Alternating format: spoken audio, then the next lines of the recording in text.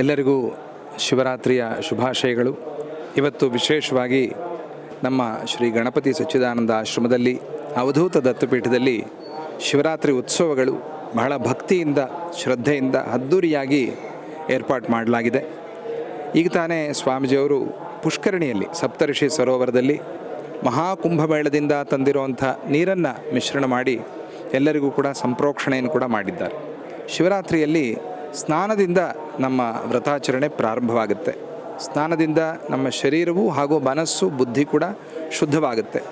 ಅದಾದ ಮೇಲೆ ನಾವು ಅನುಷ್ಠಾನವನ್ನು ಮಾಡಿಕೊಂಡು, ಅಂದರೆ ಗುರುಗಳಿಂದ ಬಂದಿರುವಂಥ ಮಂತ್ರವನ್ನು ಆವತ್ತು ವಿಶೇಷವಾಗಿ ಜಪ ಮಾಡೋದು, ಹಾಗೂ ನಮ್ಮ ವಂಶದಲ್ಲಿ ಸಂಪ್ರದಾಯದಲ್ಲಿ ಏನೇನೆಲ್ಲ ಪರಂಪರೆಯಲ್ಲಿ ಸಂಪ್ರದಾಯ ಪದ್ಧತಿಗಳಿರುತ್ತವೋ ಅದನ್ನು ಆಚರಣೆ ಮಾಡಿಕೊಳ್ಳೋದು, ಸಂಧ್ಯಾವಂದನೆ ಇತ್ಯಾದಿಗಳನ್ನೆಲ್ಲ ಮಾಡಿಕೊಂಡು ಶಿವ ಪೂಜೆಯನ್ನು ಮಾಡಿಕೊಂಡು ಶಿವನ ಸ್ಮರಣೆಯನ್ನು ಮಾಡಿಕೊಂಡು ಎಲ್ಲರೂ ಶಿವನ ದೇವಾಲಯವನ್ನು ಸಂದರ್ಶನ ಮಾಡಿ ಇವತ್ತು ನಾವು ಉಪವಾಸವನ್ನು ಸಂಕಲ್ಪ ಮಾಡೋದು. ಶಿವರಾತ್ರಿಯಲ್ಲಿ ಉಪವಾಸ ಬಹಳ ವಿಶೇಷ. ಯಾರಿಗಾಗುತ್ತೋ ಅವರು ಪೂರ್ತಿ ಸಂಪೂರ್ಣ ಉಪವಾಸವನ್ನು ಮಾಡೋದು. ಯಾರಿಂದ ಆಗಲ್ವೋ ಅವರು ಸ್ವಲ್ಪ ಮಟ್ಟಿಗೆ ಅನ್ನ ತಗೊಳ್ಳದೆ, ಆರೋಗ್ಯ ಸಮಸ್ಯೆಗಳಿರೋರು ಅನ್ನ ತಗೊಳ್ಳದೆ ಫಲ, ಹಣ್ಣು, ಹಾಲು ಈ ಥರದ್ದನ್ನು ತಗೊಂಡು ಫಲಾಹಾರವನ್ನು ತಗೊಳ್ಬಹುದು. ಆಗದೇ ಇರೋರು, ವಯಸ್ಸಾದವರು, ತೀರಾ ಮಕ್ಕಳು. ಹಾಗೆ ನಾವು ಉಪವಾಸ ವ್ರತಾಚರಣೆಯನ್ನು ಮಾಡ್ತಾ ಇವತ್ತು ಪೂರ್ತಿಯಾಗಿ, ಅಂದರೆ ಕಣ್ಣು ಮುಚ್ಚಿಕೊಳ್ಳದೆ, ಕಣ್ಣು ಬಿಟ್ಟಿದ್ದು ಎದ್ದಿದ್ದು ಶಿವರಾತ್ರಿಯನ್ನು ಆಚರಣೆ ಮಾಡೋದು. ಕಣ್ಣು ಬಿಟ್ಟಿರೋದು ಅಂತಂದರೆ ಕಷ್ಟಪಟ್ಕೊಂಡು ತೂಕಳಿಸ್ಕೊಂಡಿರೋದು ಅಂತ ಅಭಿಪ್ರಾಯ ಅಲ್ಲ, ಅದು ಕೂಡ ಹೌದು. ಆದರೆ ಜಾಗರಣ ಅಂತಂದರೆ ಜಾಗೃತಿ, ನಮ್ಮಲ್ಲಿ ಒಂದು ಜಾಗೃತಿ ಆಗಬೇಕು.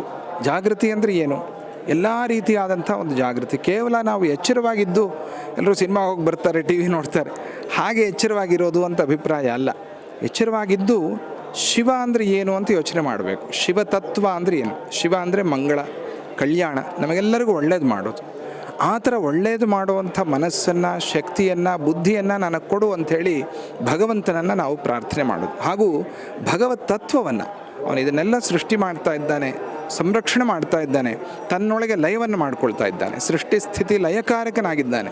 ಅದರಲ್ಲೂ ವಿಶೇಷವಾಗಿ ಶಿವನು ಲಯಕಾರಕ.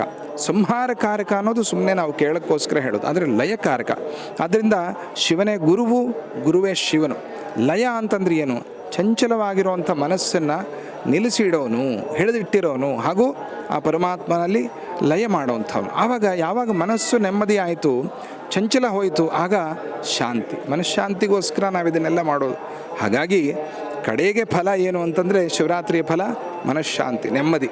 ಅಬ್ಬಾ ಚೆನ್ನಾಗಿದೆ ರೀ, ನಾವು ಒಂದು ಶಿವರಾತ್ರಿ ಮಾಡಿದ್ವಿ, ಜನ್ಮಕ್ಕೆ ಒಂದು ಶಿವರಾತ್ರಿ ಅಂತ ಹೇಳ್ತಾರೆ. ಹಾಗೆ ಜನ್ಮಕ್ಕೊಂದು ಶಿವರಾತ್ರಿ ಮಾಡಿದ್ರೆ ಸಾಕು ಅಂತ ಈ ಥರದ್ದನ್ನೆಲ್ಲ ನಾವು ಕೇಳ್ತಾ ಇರ್ತೀವಿ.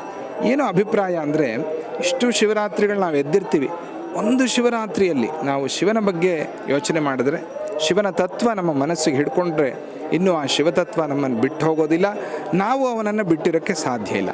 ಆ ಥರದ ಒಂದು ಶಿವರಾತ್ರಿಯನ್ನು ಆಶ್ರಮದಲ್ಲಿ ಪೂಜ್ಯ ಸ್ವಾಮೀಜಿಯವರು ಆಚರಣೆ ಮಾಡಿಸ್ತಾ, ವಿಶೇಷವಾಗಿ ಶಿವನಿಗೆ ಅಭಿಷೇಕ ಅಂದರೆ ಬಹಳ ಇಷ್ಟ. ಅಭಿಷೇಕ ಪ್ರಿಯ ಶಿವ ಅಂತ ಹೇಳಿ. ಅಭಿಷೇಕ ಯಾಕೆ ಅಂತಂದರೆ ಧಾರಾಕಾರವಾಗಿ ನಮ್ಮ ಬುದ್ಧಿ ಅವನ ಮೇಲೆ ನಿಂತಿರಬೇಕು ಅಂತ.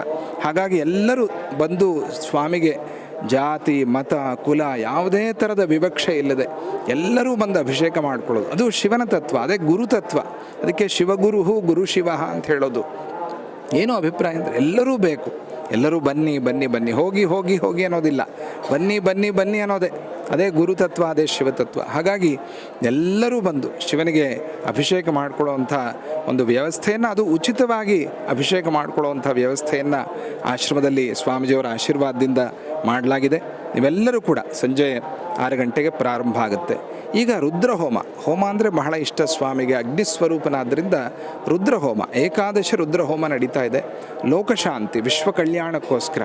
ಯಾಕೆಂದರೆ ದೇವತೆಗಳಿಗೆ ಮುಖ ಯಾವುದು ಅಂದರೆ ಅಗ್ನಿಮುಖ. ಅಗ್ನಿಯಿಂದಲೇ ದೇವತೆಗಳಿಗೆ ನಾವೇನನ್ನಾರು ತಲುಪಿಸ್ಬೋದೇ ಹೊರತು ಬೇರೆ ರೀತಿಯಲ್ಲಿ ಸಾಧ್ಯ ಇಲ್ಲ. ಹಾಗಾಗಿ ಅಗ್ನಿಯಲ್ಲಿ ಸಮರ್ಪಣೆ ಮಾಡಿದ್ರೆ ಭಸ್ಮ ಉಳ್ಕೊಳ್ಳುತ್ತೆ. ವಿಭೂತಿ, ಬೂದಿ ಅನ್ಬಾರ್ದು ಅದನ್ನು, ಭಸ್ಮ. ಭಸ್ಮ ಅಂದರೆ ವಿಭೂತಿರ್ಭೂತಿರ್ ಐಶ್ವರ್ಯಂ, ಅದು ಐಶ್ವರ್ಯ. ಅದನ್ನು ನಾವು ಪ್ರಸಾದವಾಗಿ ಇಟ್ಕೊಂಡಾಗ ನಮಗೆ ಸಕಲ ಐಶ್ವರ್ಯಗಳನ್ನು ಸ್ವಾಮಿ ಅನುಗ್ರಹ ಮಾಡ್ತಾನೆ. ಹಾಗೆ ಒಂದು ತತ್ವ ನಮಗೆ ಗೊತ್ತಾಗುತ್ತೆ, ಏನು ಏನೇ ಹಾಕಿದ್ರೂ ಬೂದಿಯೇ ಅಂತ. ಆಗ ನಾವು ಸ್ವಲ್ಪ ವೈರಾಗ್ಯವನ್ನು ಬೆಳೆಸ್ಕೊಂಡು ಸಮಾಜ ಹಿತಕ್ಕೋಸ್ಕರ ನಾವು ದುಡಿತೀವಿ. ಅಂಥ ಒಂದು ತತ್ವ ಅಗ್ನಿಯಲ್ಲಿದೆ. ಹಾಗಾಗಿ ರುದ್ರಹೋಮ ಕೂಡ ನಡೀತಾ ಇದೆ. ಇನ್ನೇನು ಕೆಲವೇ ಸಮಯದಲ್ಲಿ ಪೂರ್ಣಾಹುತಿ ಕೂಡ ಆಗುತ್ತೆ. ಸ್ವಾಮೀಜಿಯವರು ಬಂದು ಪೂರ್ಣಾಹುತಿಯನ್ನು ಸಮರ್ಪಣೆ ಮಾಡ್ತಾರೆ.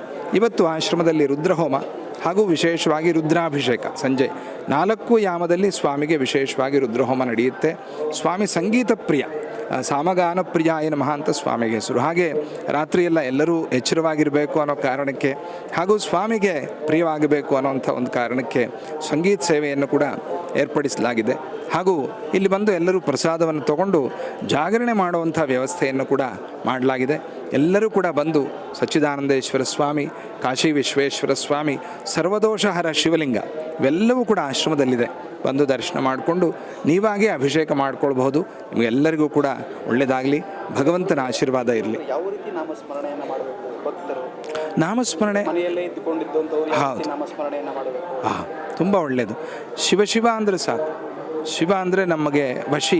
ಶಿವ ತಿರುಗಿಸಿದ್ರೆ ವಶಿ, ಮನಸ್ಸು ವಶವಾಗುತ್ತೆ. ಶಿವ ಶಿವ ಅಂತಿದ್ರೆ ಸಾಕು. ಯಾರಿಗೆ ಉಪದೇಶ ಆಗಿದೆ ಅವರು ನಮಃ ಶಿವಾಯ ಹೇಳ್ಕೊಳ್ಬೋದು. ಉಪದೇಶ ಆಗದೇ ಇರೋರು ಕೂಡ ನಮಃ ಶಿವಾಯ ಹೇಳ್ಕೊಳ್ಬೋದು. ಅಥವಾ ಬರೀಬಹುದು, ಶಿವನಾಮವನ್ನು ಬರೀಬಹುದು, ಒಳ್ಳೆಯ ಸ್ತೋತ್ರಗಳನ್ನು ಓದ್ಕೊಳ್ಬಹುದು, ಅಥವಾ ಒಳ್ಳೆಯ ಭಜನೆಗಳನ್ನು ಹಾಡ್ಕೊಳ್ಬಹುದು ಮನೆಯಲ್ಲಿದ್ದು. ಈಗೆಲ್ಲ ಸಿಗುತ್ತಲ್ಲ, ಫೋನಲ್ಲೇ ಸಿಗುತ್ತೆ. ಎಲ್ಲ ಹಾಕಿಟ್ಕೊಂಡು ಅದನ್ನು ಕೇಳ್ತಾ ನಾವು ಅದರ ಜೊತೆಯಲ್ಲಿ ಭಜನೆ ಮಾಡಬಹುದು. ಬರೋಕ್ಕಾಗದೇ ಇರೋರು, ಬರೋರು ಮಾತ್ರ ಎಲ್ಲ ದೇವಸ್ಥಾನಗಳನ್ನು ಪೂಜೆ ಮಾಡುವಂಥದ್ದು ಇರುತ್ತೆ. ಹೌದು, ಲಿಂಗ ಪೂಜೆ ವಿಶೇಷವಾಗಿ ಮಾಡೋರು ಇರ್ತಾರೆ. ಅವರು ಕೂಡ ಇವತ್ತು 4 ಯಾಮ ಪೂಜೆ ಮಾಡಿದ್ರೆ ವಿಶೇಷ. ಅಂದರೆ ನಮ್ಮ ಬಳಿ ಯಾವ ದ್ರವ್ಯ ಇದೆಯೋ ಆ ದ್ರವ್ಯದಲ್ಲಿ ಅಭಿಷೇಕ ಮಾಡಿಕೊಂಡ್ರೆ ಸ್ವಾಮಿ ಪ್ರಸನ್ನನಾಗ್ತಾನೆ. ಸ್ವಾಮಿ ಅನುಗ್ರಹ ನಮಗೆಲ್ಲರಿಗೂ ಸಿಗುತ್ತೆ.